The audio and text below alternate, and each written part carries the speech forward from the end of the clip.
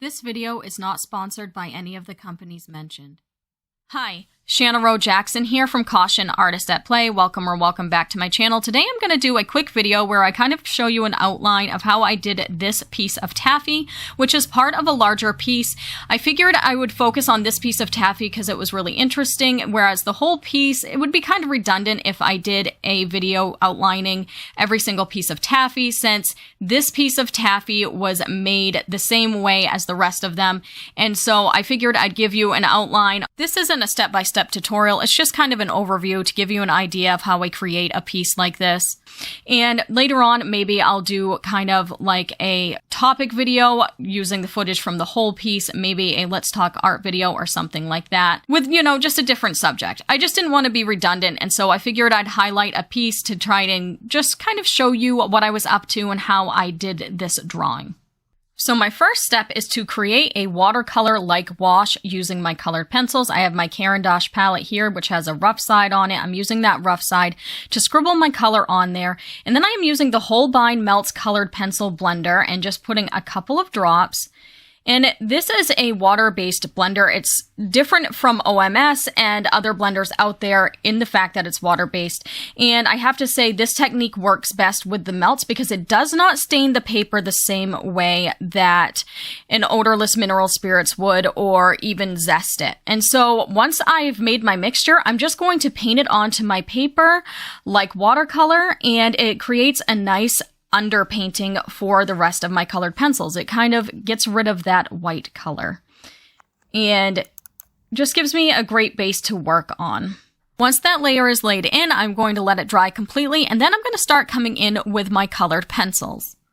And I have to say, I used a lot of different brands on this piece, but I chose to use mostly soft colors because the paper that I'm working on is the Lenox paper by Legion, which is a beautiful paper. However, I discovered that hard pencils didn't work as well on here. They damaged the paper a little bit more easily. So if you do decide to use this paper, I recommend using softer pencils on it when you're working with colored pencils. So I'm using a lot of Holbein, some Prismacolor, a few of the Derwent Lightfast, because even though they're an oil-based, they're a little bit softer than, say, the Polychromos. And you might even see me bring in some other brands like Blick, depending on what color I'm looking for. And I have to tell you, the Soft White by Holbein, winner, chicken dinner for the techniques that I was using here. It was perfect for the wrappers.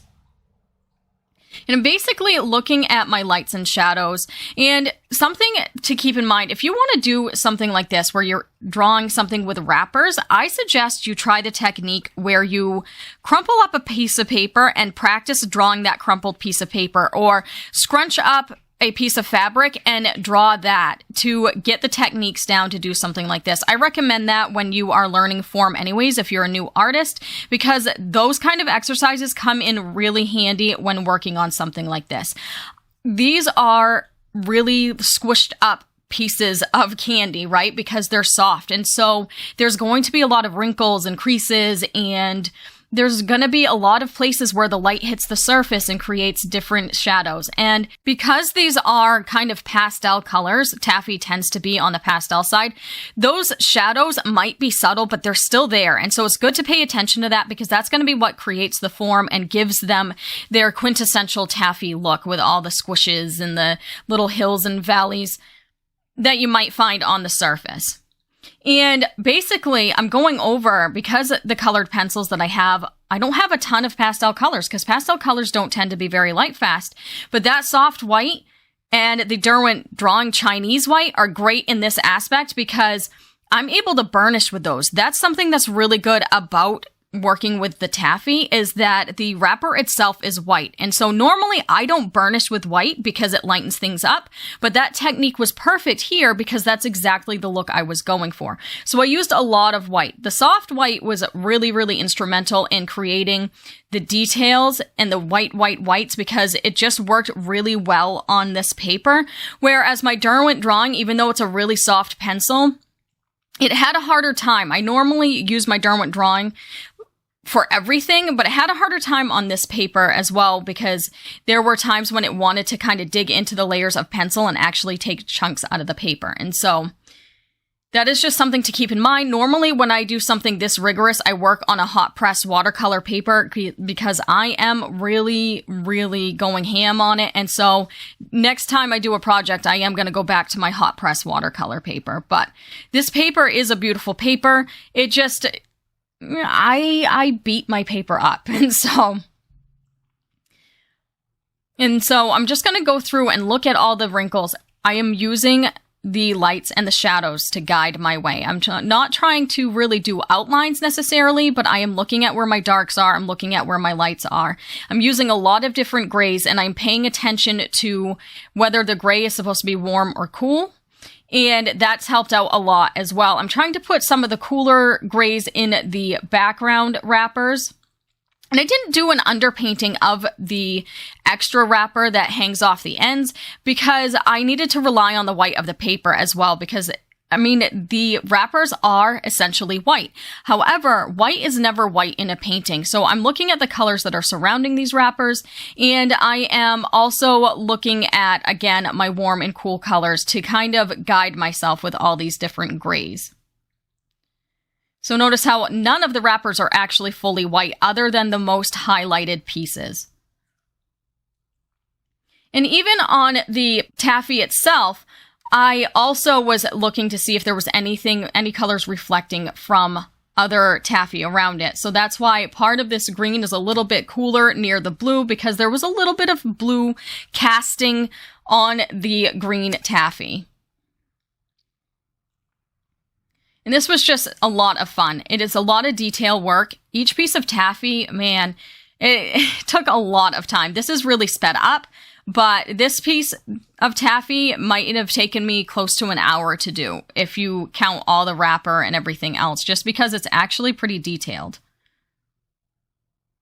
And again, I'm just using my knowledge of the practice I've done with drawing things that have folds and creases and curves and things like that. I highly recommend doing that exercise. Just take a cheap piece of paper, crumple it up, put it near a light source, and draw from that. That actually helps with learning how to draw clothing as well. It's just a great way to learn form, light, and shadow.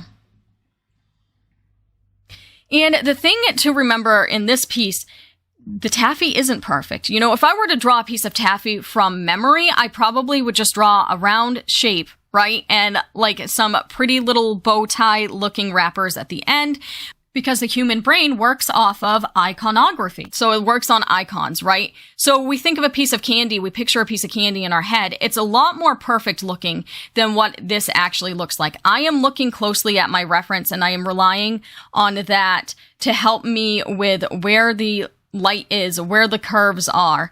And my pieces of taffy are far from perfect, but that's because real pieces of taffy are not perfect.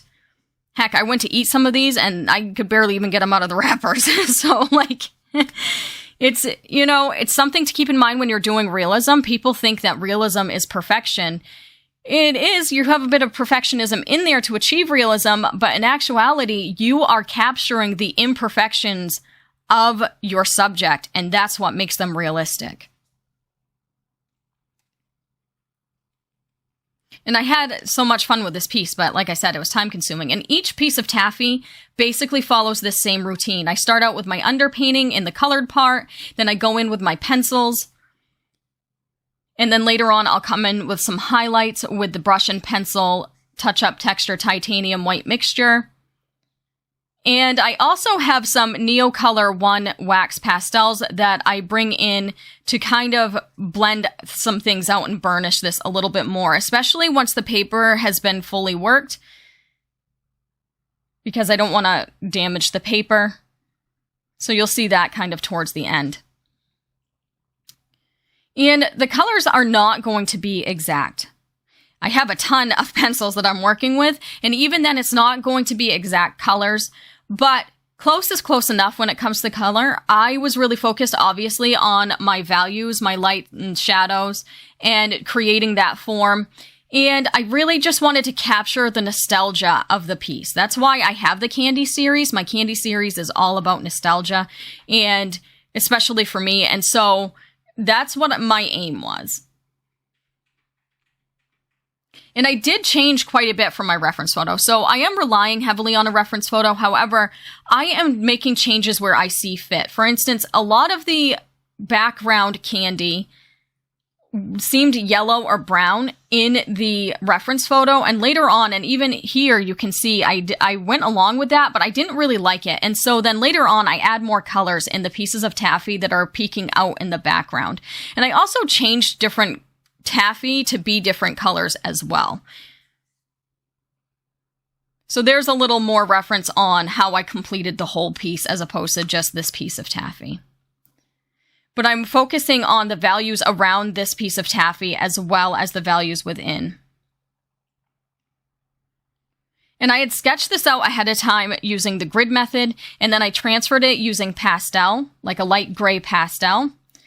Now here I am doing the highlights using the brush and pencil touch-up texture titanium white mixture, which just paints right on. You mix it together. It's a powder and a touch-up fluid that you mix together like a paint, and it's made specifically for colored pencil. I will link everything in the description below, but it's made specifically for colored pencil. So unlike gel pen and other water-based white highlighters that you could use, this will not chip off over time and cause archival issues, because it's not like, you know, if you use a water-based marker like an acrylic marker or a gel pen, it's really not archival because wax and oil resist water.